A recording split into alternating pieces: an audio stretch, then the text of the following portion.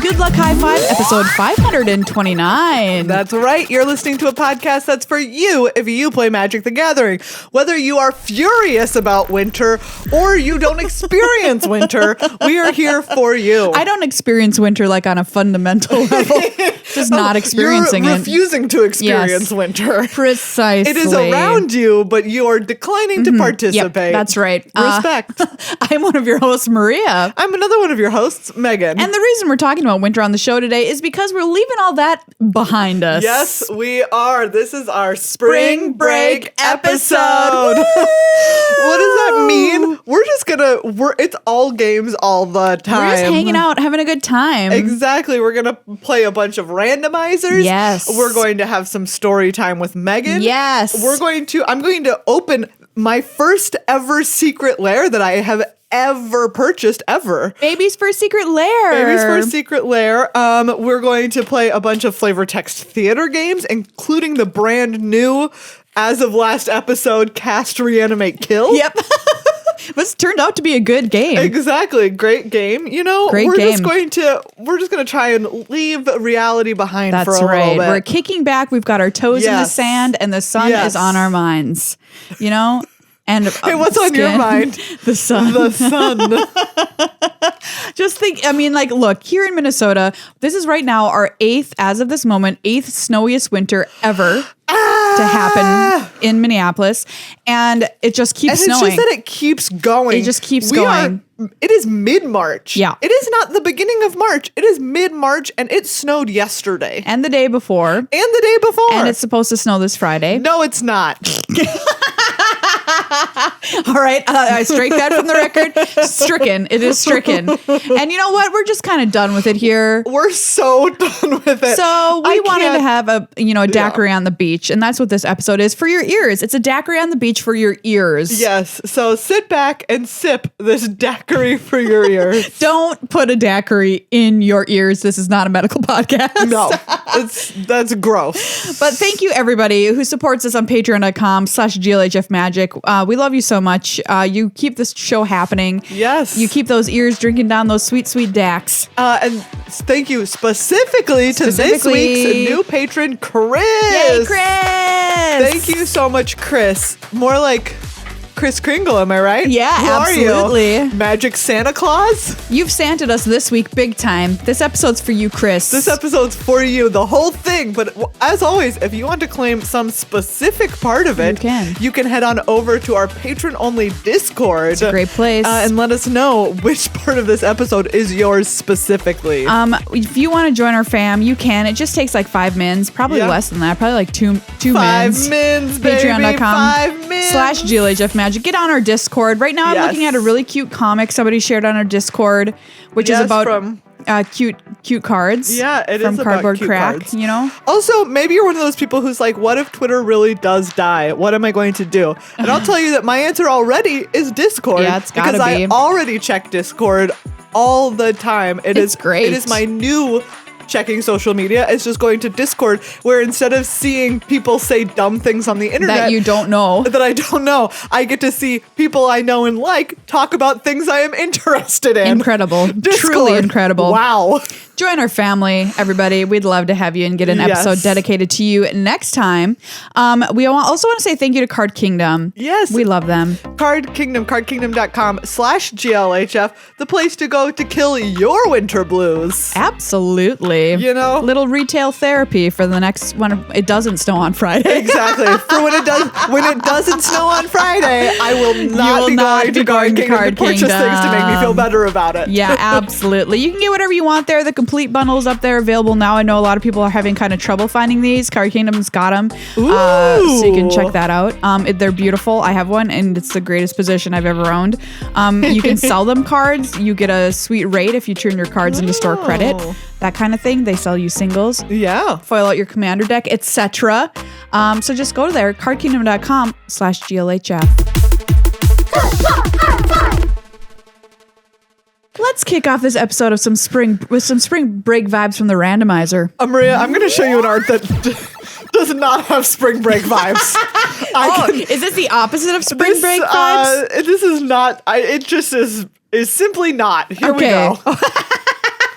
Actually, it is. Maybe This creature is on spring break. Yeah, this creature's on spring break. It's super hungover from partying too hard. What is this card? I don't know, Maria. Tell us about what you're seeing here in this art. How can I even begin? I want to say it looks kind of Phyrexian. It's a portrait of a large. I don't know how big it is. It's like a weird, creepy bug thing with spheres coming out of its back. Weird, like snaky rope. Like it looks like the hair of snakes, but it's like a skirt.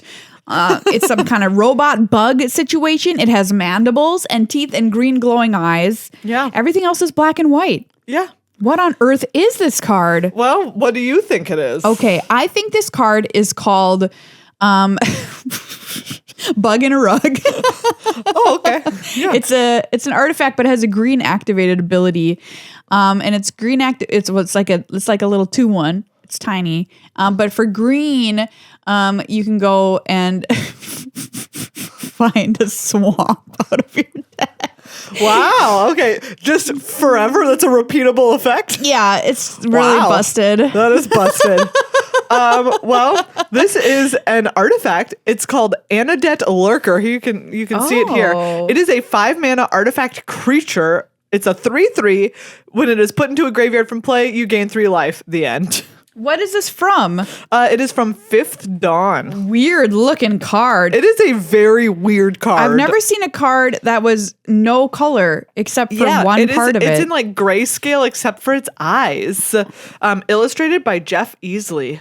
All right, I'm going to give you another real creeper here for your great. Scryfall Let's start random. off with a creepy spring break. Creepy spring break on the way. Look at this. Oh gosh. All right. What I'm seeing is what can only be described as a skeleton hydra. Yeah. It's a Cerberus? Yes, Cerberus? or a Cerberus because it has 3 heads and it does look a little bit more dog-like. Yeah. And it is also in front of a headstone. Yeah. So it is a giant skeleton dog with including a long tail, 3 heads, which have like human skulls on them. To be clear, the rest of it looks like dog, but the skulls are human skulls. Human skulls on that dog. And one is like looking out at looking into the distance. One is looking directly, very closely at the gravestone, and one is kind of gazing off into the distance. What is the name of this card? This is.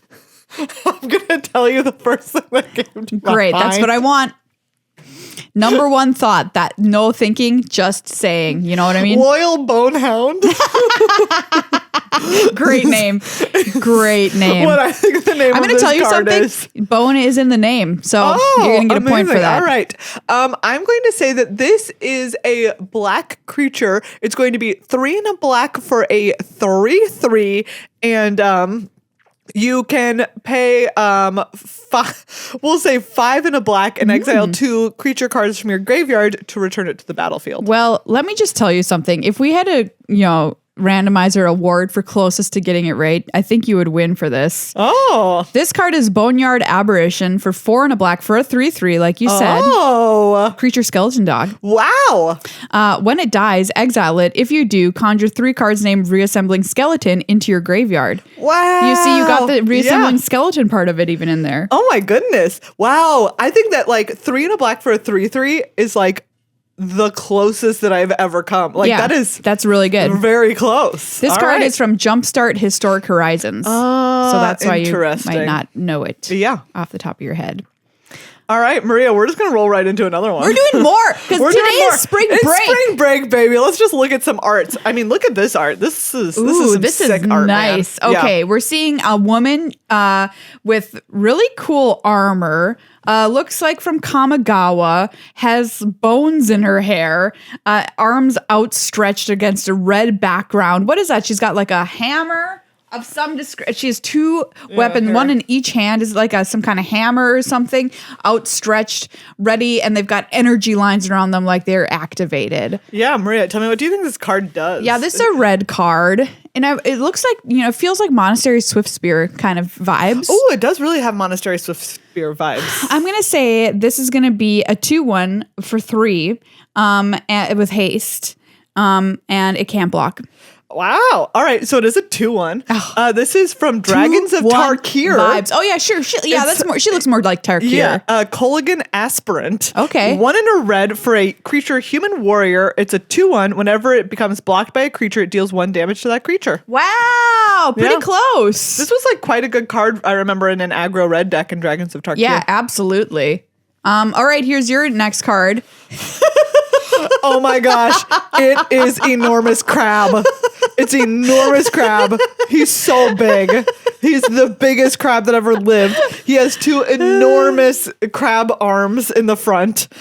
He's standing over a boat, which shows you just how big he is. He is crab. Al will become crab. He is crab. Yes. What is the name of this card? I'm gonna say this is going to be Giant Hominid. Is the name of this card, and it is. I'm gonna go with 3 blue for a 5/5. But when it enters the battlefield, you have to return a permanent you control to its owner's hand. Wow, you named this card, but didn't name it, but also you named it. Because this is Giant Crab. Oh my goodness! The OG! Giant Crab, 3/3 for 4 and a blue. Blue, Giant Crab gains Shroud until end of turn. Wow. All right. I feel very good about that. There's Giant Crab. That was very close. Very close. Giant Crab. Giant Crab of Giant Crab fame. They're on the randomizer. Unbelievable. Oh my goodness. I'm not going to show you that one because that one's just like, that one was too gross for me. Ooh, too gross for spring break. It was too gross for spring break. Spring bake. Spring bake. Ooh, spring bake sounds great. Ooh, it's where you're on spring break, but you just bake, you know? All right. Grown-ups need a spring break too, you know? We really, just really saying. do. I'm just saying. Okay, here we go. Here's this boy. Perhaps you remember him. Oh, he's so cute. It's triggering some memory in me, but I can't remember what it is. You were just gonna say he's triggering. Oh, he's triggering. Well, look at him. This is a robot. Like steam is coming out him because he's just going too hard. Yeah. He's going ham, and the steam's coming out. Yep. He didn't have enough oil in those gears. He's got mace hands. Yeah. One hand's a mace, one hand's a drill. He's got spiky little feet. Yeah. And he's got some sweet chains behind him. Yeah. His face is a furnace. Y'all ever have furnace face? Oh, this guy's got furnace face big time. Big time furnace face. I've been said to have resting furnace face. This card is named Furnace Bro. Furnace Bro. You're gonna artifact. Obviously, it's like a 1/1. And when you can pay red from the graveyard to exile it and draw a card. Oh, this is Iron Bully. From War of the Spark. It's 3 mana for a 1/1 artifact. With Menace, when it enters the battlefield, put a +1/+1 counter on target creature. That's right. Yeah. Iron Bully. What a weird this name for a card. It is a weird name. Did you play this card? Do you know what? I remember people were playing it sometimes in War of the Spark, but not really. And you weren't like, oh, but you weren't gonna beat you weren't excited about it. All right, here's your next. Your next. I'm so excited. What is this? Okay. We're looking out over a field. There's a field. There's there's been some like rows that have been dug in this field. There's what looks like maybe a path cutting through it and a little rabbit. There's the cutest tiny little rabbit. There's 2 people in this field, and one of them is sitting on the back of a giant snake dragon.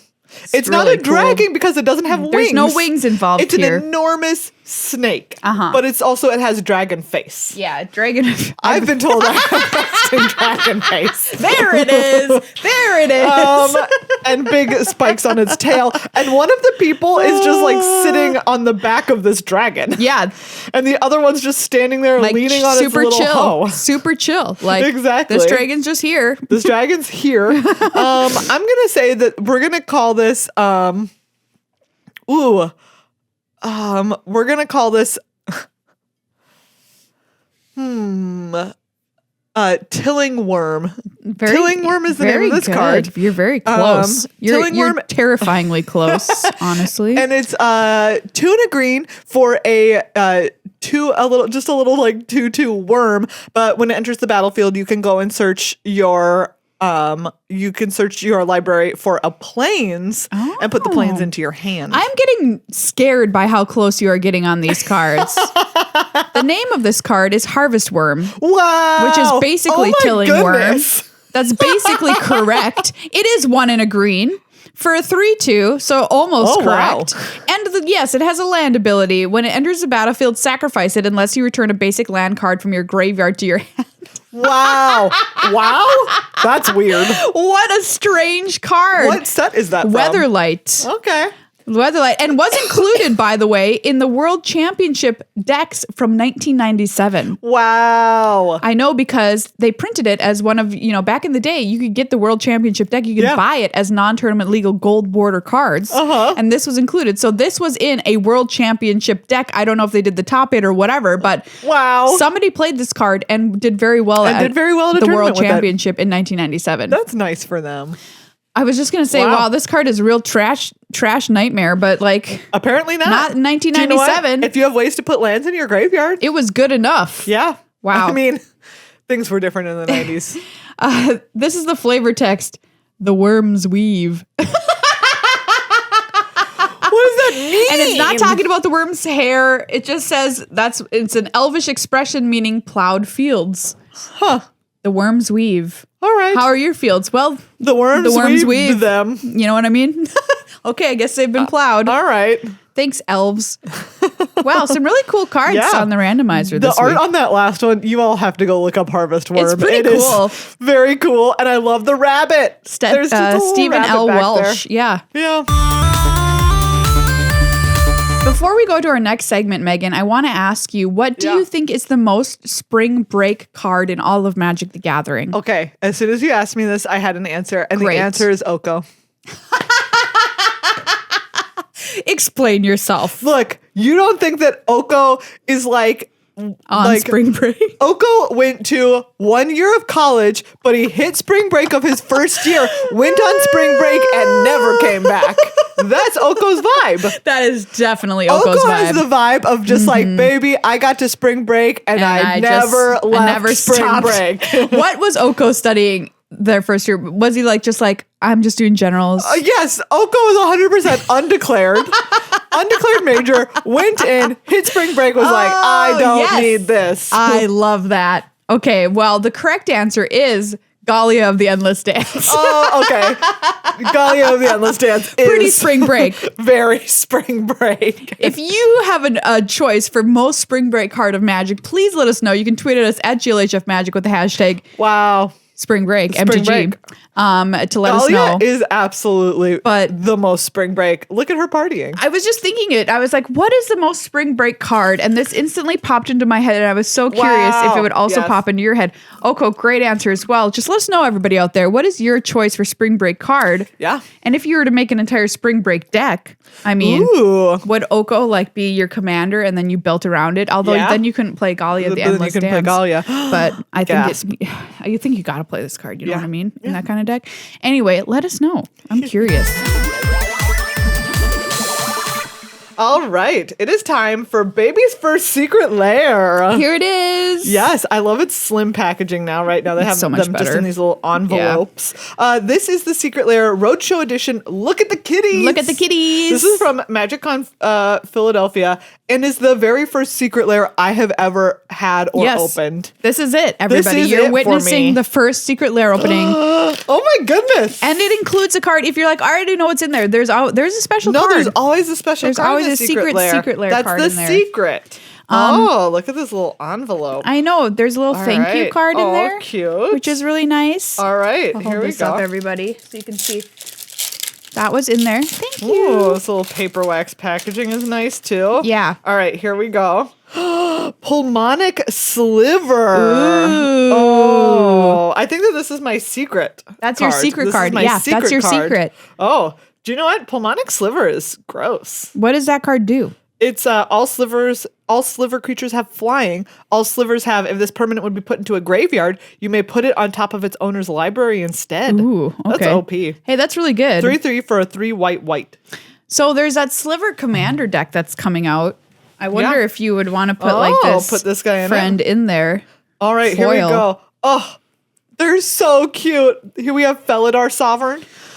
Look So at how cute this cat is. It's So a little, cute. It's a little cat on a little throne. This Look at cat this. is king. Look at this kitty. Look at this the kitty. kitties. All right, here we go. Ooh, Violent Outburst. This is maybe my favorite from this set. It's so beautiful. hard to pick, but this is where the 3 kitties are having a playtime. One of them has a stuffed fish. They have yarns. Oh, it's so good. God, look at the kitties. Look at the kitties. Look, you could play Violent Outburst in the Galia Yes, in the Spring Galia Break deck. See? We have Lord Windgrace, of course. Yes. Look at him with his little ceremonial. He has a ceremonial necklace and his ceremonial staff. I love it. Oh, Lord Windgrace. He's so cute. And then we have, of course, Descendants Path. All these kitties on a little path. Those you kitties know- are singing memory from Wow. cats. This is so cute. This is the cutest secret lair that exists. Oh, there. it I is- said it. Do you know what? I am glad that this was my secret lair. Yeah. Yeah. Like this is just this is correct. my first secret lair, and it just feels right. What am I think I'm probably just going to get a little frame. I know, they're and just- put the 4 of they're them in adorable. a frame and hang it in my home. Yeah, So that I can absolutely. just look at them Just look because at the they're kitties. so cute. Minneapolis Look at the kitties. has its own secret lair, everybody. Yeah. So if you're coming to MagicCon, Minneapolis tickets are now on sale May 5th through the 7th. And it's got its own called Legendary Flyers, because it's based on like band flyers. posters. Yeah, it's got a lot of cards like Phage the Untouchable is in it. There's 4 of Yeah. them. And they're done up like really cool concert posters. Which we were saying is Concert very cool posters. because Minneapolis has a very long history as like a great live music town. Yes. We have First Avenue, which is an incredible music venue. No big deal. Where Prince played. You No can big deal. Maybe if YouTube takes it down, but then people put it back up of Prince playing Purple Rain at First Ave, Sick. which is amazing. If anybody, highly recommend. have you ever get the chance to see a concert at First Ave? Everybody, Just you go. need to take it. It's Yeah. one of the greatest It's concert venues that exists. It's so great. It's not very big. No, it's not. Quite small. It's my favorite place to see a show because Yes. it's so intimate. No matter where you are, you've got a great You view have of a the good view. stage. It's standing room only, which I love because I hate sitting at concerts because I'm like, excuse me, why did I come to this? Certainly wasn't to sit down and listen to a song. I could do that at my home. Thank you very much. It's got a pretty sweet balcony situation. Yeah. Anyway, love First great. Ave. Great. So excited for the place. con coming up. For the kitties during the pro tour, I went down during a break and I ran into the con area and stood in line and got the kitties. And people were kind of like staring at me because I was I was dressed up and I had like my IFB hanging out of my ear and like my microphone on and stuff. Anyway, But nothing will come between us nothing and the will kitties. stop us from the Exactly. kitties. The kitties. And now it's time for story time with Megan. All right, Maria. We're talking about the Brothers War episode 4 Of the Brothers War. no, I mean Oh, I was like, of what do you mean? Like 6, I just like said, 4 of 4 of 5. 5. Okay, so 4. I of 5. literally just said the Brothers War. Yes. 4 of 5, we're almost at the end. So these are the ones where we've seen the past, right? Urza and Mishra's big war. Yep. Last story time, we talked about the opening, like Siege of Krug, and some of the young soldiers fighting in that, and the giant dragon engines just burning everything to a crisp. And this time, we are seeing the war from the side of some of Mishra's forces. But this is decades into this is like 10 plus years into the war, like 20 plus years into the war it's at a this point. long war. Because the war went on for forever and ever and ever until Urza blew everything up with the Silex. Okay. Which is what Teferi is going back in time looking for, right? Right. Because they want to make a new Silex so that they can take it to Phyrexia and blow up Phyrexia. Wow. You know? What a plan. What a plan. The Phyrexians are making trouble. Let's go blow them all up. Hey. But I'm just going to sum up episode 4 as war is bad. Yeah, I think that's generally. great. That's great. I Episode agree. 4 has a real, like, if you read World War any World War fiction or historical accounts, you've basically read this. Okay. Because it's just like, look, man, we're living in the trenches and stuff is bad. Yeah. Which I do appreciate, right? Because it is all about like the rank and file soldiers. So there's the one kind of like Farid is his name, and he's like the main character of it, but he's just a soldier in the trenches. He's like basically like years ago we kind of took, we advanced really far towards Krug, and now this is many years later, we've been pushed back, and we're here sitting in a trench, and the Argivians, Urza's forces are like across a big field and in their own trench. Here we all are. Wow, trench warfare is a really across the warfare multiverse is very bad, and trench warfare especially, right? All these people are just like in the trenches. So a lot of it is just like day-to-day life in the trenches, man. Wow. He's there, he's like making some stew in a helmet. There's like some people moving by, and they're moving out because reinforcements are coming in. And some reinforcements come in, and they're all like literally like 15-year-old soldiers. Yeah. And a bunch, like some of them. I mean, if this is a decades-long war, that's what you grow up and that's what you are doing. That's just your life. That's what it is. And it's like, right? He's like, I was basically a child when the first people started fighting this war, and now I'm fighting in it. And like these children weren't even born when this war started, and here they are arriving to fight in this war. Incredible. Bad times. Bad times. Big time bad times. Yeah. And so some of the kids are like, a lot of them are just like terrified, and quiet. And then some of them are like, we haven't taken more ground because you're all cowards. And he's like, you can call me a coward, kid. I don't frickin' all right, care. Kid. Get good, you know what I mean? Get good. Exactly. Right? But a lot of it is also about how the people actually fighting a war are just like at the whims of the rich, powerful people who are making them fight it. So no one's happy with Urza or Misha. They're like, boo, these guys. Here we are fighting this war. Fighting their war. They're like angry brothers war. Their angry brothers war. Anyways, so a bunch of new replacements come in, and they're like, oh, we know that they're going to order us to attack soon. And they're like, we really don't want to attack. But we're over it. We're over it. And also a few days before the attack, they go up and they see marching through our Mishra's forces, right? There's like the regular rank and file soldiers, which we're seeing here.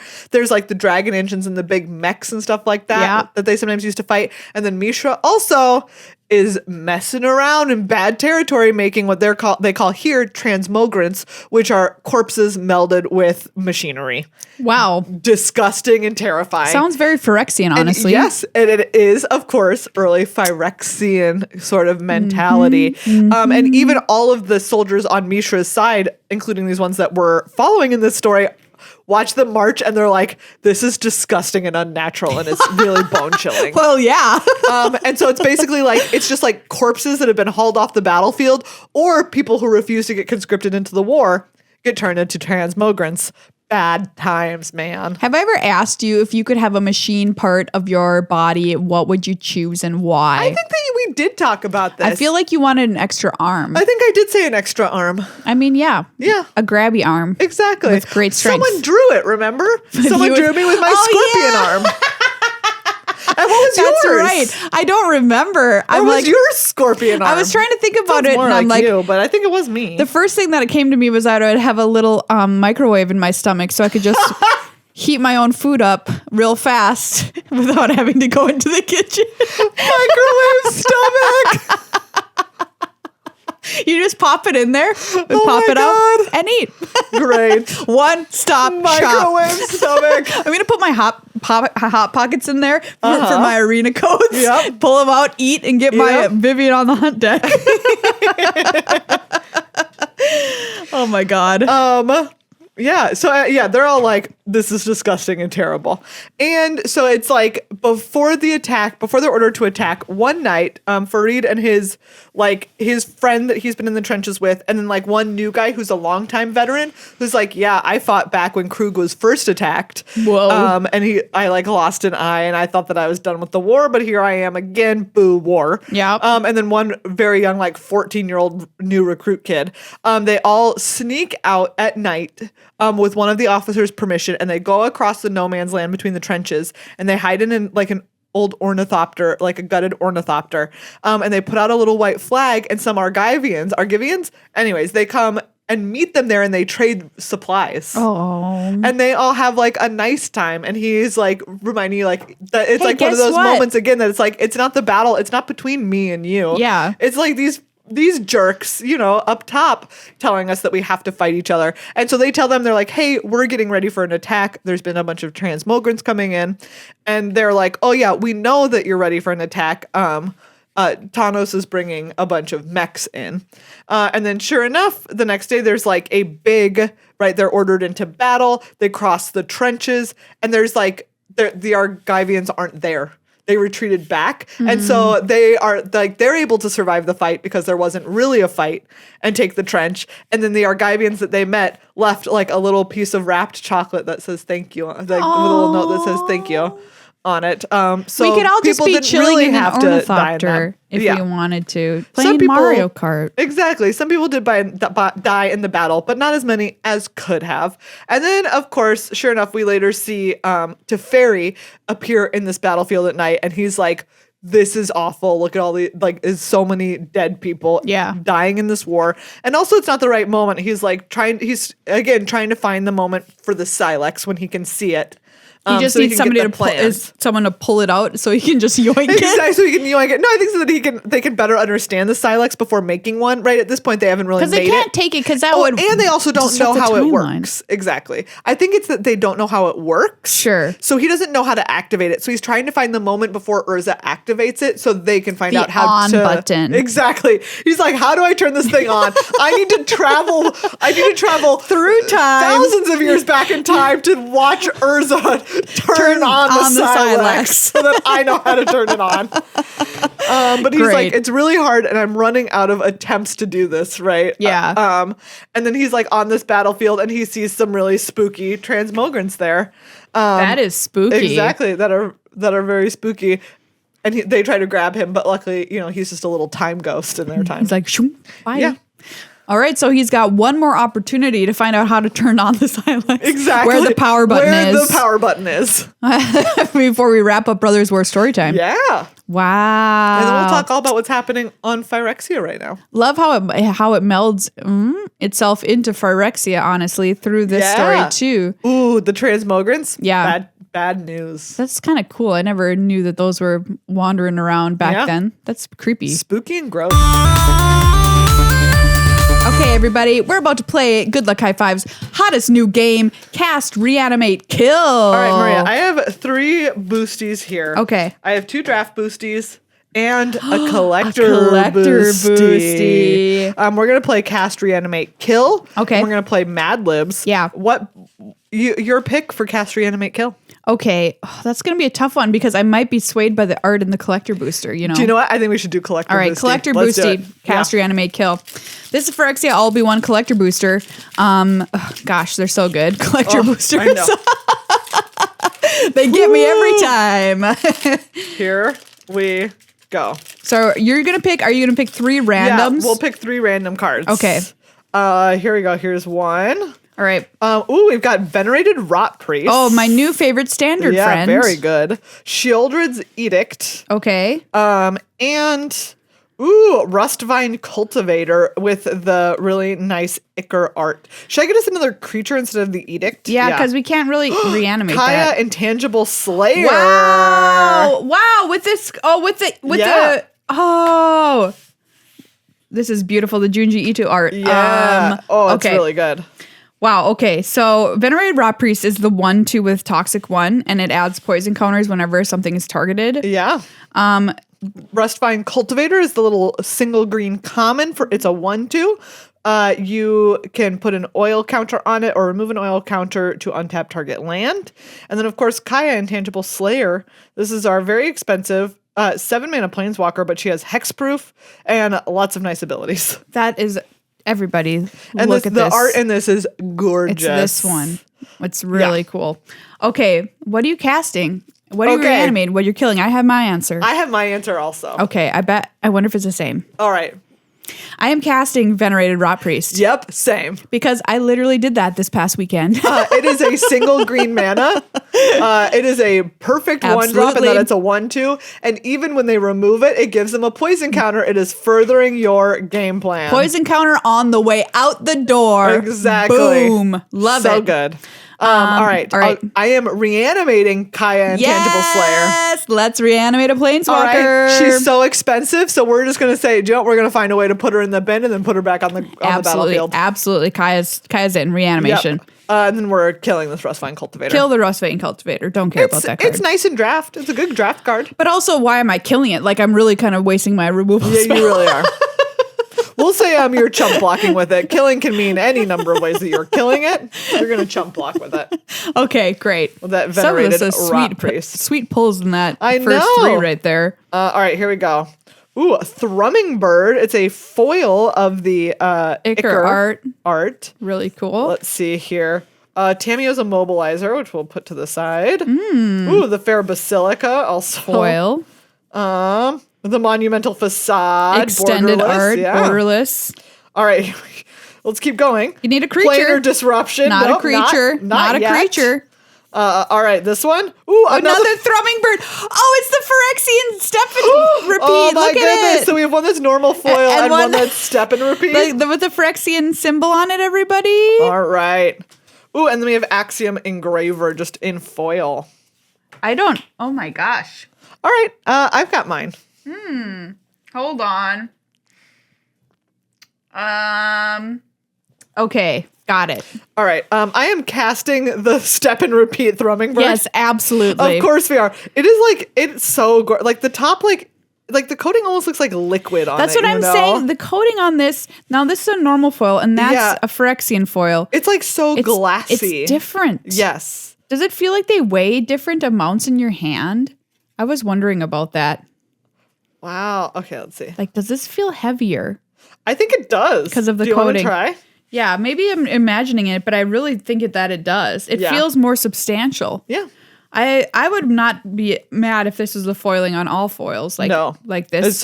It's so glossy. Yeah, so I'm casting that one too. I am reanimating. Oh wait, no, you tell me what you're reanimating. I'm gonna reanimate the Axiom Engraver. I agree. Because it has an enter the battlefield ability. Yeah. It's just nice. It gets 2 oil counters, and you can tap it, remove an oil counter to discard a card and draw a card. Yeah. It's just nice. It's also a good blocker in this format. It like is. in the limited format that it's in. Having a nice 1/3 on turn 2 is actually pretty solid. I'm here for it. And you need to either be hitting your lands or not. Like you need to be both hitting your lands and not flooding, and it's going to help you do those things. And then of course we're killing the worst Thrumming Bird. Killing the other Thrumming Bird. Don't care about that one. Sorry, buddy. We want our special shiny foily foil. Yep. Other Thrumming Bird, get out. Wow, I was going to see if we had 3 more creatures, but in these 5 cards, we have no more creatures. We have our Rebel token. We have a foil borderless Copperline Gorge, which is very gorgeous. A borderless Glistening Sphere, a foil Mountain, and a Meldweb Strider. Wow, you got some good stuff in here. I do like this Thrumming Bird. But the Kaya is kind of the set piece, I would say. Yeah, the Kaya that is this Junji Ito art is really gorgeous. Beautiful. All right, fam, it's time for some Flavor Text Theater MadLibs. All right, Maria. Yes. We're going to get started. Great. I need a person. Mark Rosewater. All right. Our Lord and Savior. A noun. Electric bike. I don't know why I thought of that. An adjective. Barely. Barely there. A verb. Verb. Stinking. Like you're actively stinking. Yep. Another person. Another person would have to be Pro Tour champion Reed Duke. I'm going to write Pro Tour champion Reed Duke.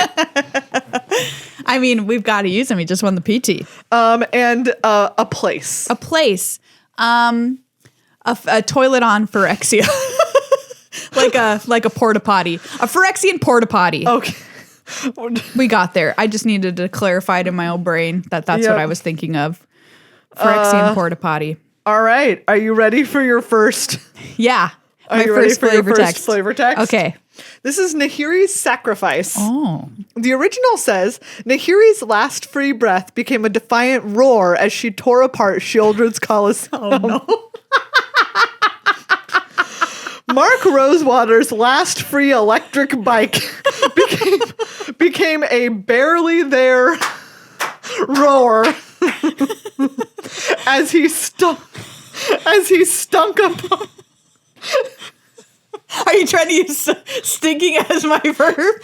As he stunk apart Pro Tour champion Reed Dukes Phyrexian porta potty. Mark, you're telling me Mark Roser stunk apart Reed Dukes Phyrexian porta potty? Yes, you heard it here first. Stunk apart. Did you stink apart that porta potty? You can certainly say people have stunk apart a porta potty. I think that is just a normal way to phrase it. Okay. Yep. Oh my God. All right, Maria, hit me. All right, I need a verb. Ooh. Cannibalizing. Ooh, cannibalize. And another verb. Retaliate. Retaliating. I'm just going to put them in the same tense. Now I need a person. Santa Claus. Santa. All right, everybody. This is Whisper of the Dross. Live or die, you serve the steel thanes now. Now reads, cannibalizing or retaliating, you serve the Santa Claus now. If there's two things Santa Claus does, it's cannibalize and retaliate. You're telling me Santa Claus doesn't hold a grudge? Yeah, right. There's a naughty and a nice list. Ooh, that man is all about holding grudges. That man is a grudge holder extraordinaire. Perhaps the most petty of the gods that serve us. All right. Okay. Here we go. I need a name. Okay, name. Melissa Etheridge. Wow. I don't know why that. It's so funny. It's like, where was that sitting in my brain? That's just what rattled out. A noun. This is a person, place, or thing. So I'm gonna choose one of those recorders you play in elementary school. Elementary school recorder. Yep. Another noun. Baby teeth. Ooh. And an adjective. Particularly pungent. That ends in ly, right? No, wait, that's an adverb. What did you say? Oh, that's okay. No, that works. That works, actually. Yeah, okay. It does work. Particularly is an adverb, but pungent. Is, all right. This is the Fair Basilica. Ooh, nice. In Elish Norn's domain, the gospel of unity is the highest law. Ooh. In Melissa Etheridge's elementary school recorder, the gospel of baby teeth is the particularly pungent law. That is horrifying. Really disgusting. The gospel of baby teeth. Let it be known, the gospel of baby teeth was read aloud on Good Luck High Five, episode 529. All right, up next, Megan. I need a noun, like a part of the body. Oh, a part of the body. Just really messed up knuckles. Oh yeah. I need a verb. Tanking. I'm gonna say tanks. Yeah. I don't know how to say it. That's present tense verb. Adjective.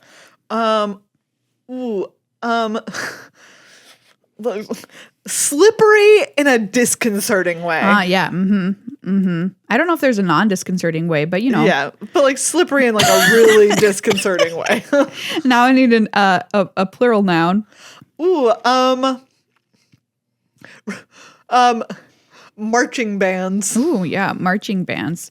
And then another person. Ooh, Tom Cruise pre-Scientology. Oh, yeah. Okay. All right, everybody. This is Mandible Justiciar. However you say that. While one mouth feeds, the other chatters mindless peons of pans. How do you say that? Of Elish Norn's glory. Oh. We've updated this flavor text. Now read. While one messed up knuckle feeds, the other tanks, slippery in a disconcerting way, marching bands of Tom Cruise pre-Scientology's glory. Wow. Weird. That's a weird one. Just weird one. But a messed up knuckle feeding is an image I'll go to sleep thinking about tonight. That and the gospel of baby teeth. And the Praise be upon them all. baby teeth. Okay. Last one. Here we go. For me. Yeah. What is? I need another name. Another name. Yeah. I'm gonna stick in the magic universe here. Okay. And I'm gonna Google what that new Gandalf art they showed off. Okay. I'm gonna say new magic Gandalf. New magic Gandalf. Yeah. A noun. Noun. Night cheese. Night cheese. Another name.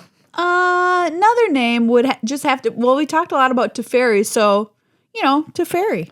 Teferi. An item. Ooh, Teferi's panties. What do you think? Boxers or briefs for Teferi? Boxer briefs is obviously the correct answer. Yes. Yeah. A verb. Verb. Cunningly. Wait. That's a with verb. Cunning. A verb and an action. Kneecaps. Kneecapping. No. Okay. Like you're kneecapping. Yes. Yes. We did arrive at a verb eventually. To cun. And a noun. What verb would that be? Someone I don't want to know. Scheme. Scheme. Yeah. Thank you. A noun. French kiss. Kind of also a verb. All right. This is bring the ending. Okay. Kaya watched in horror as the illusion vanished from her hands. Jace held the real Silex and had activated it before Phyresis claimed his mind. Oh. Well, spoilers. New magic Gandalf watched in horror as the night cheese vanished from his hands. Teferi held the real Teferi's panties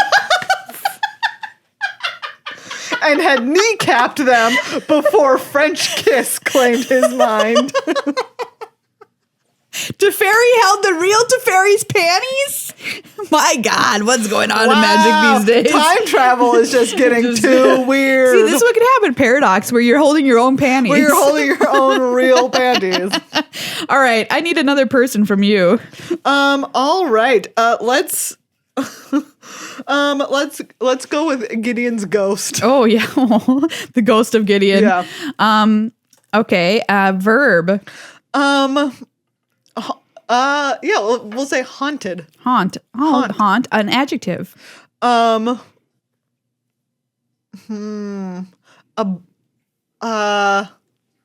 my goodness.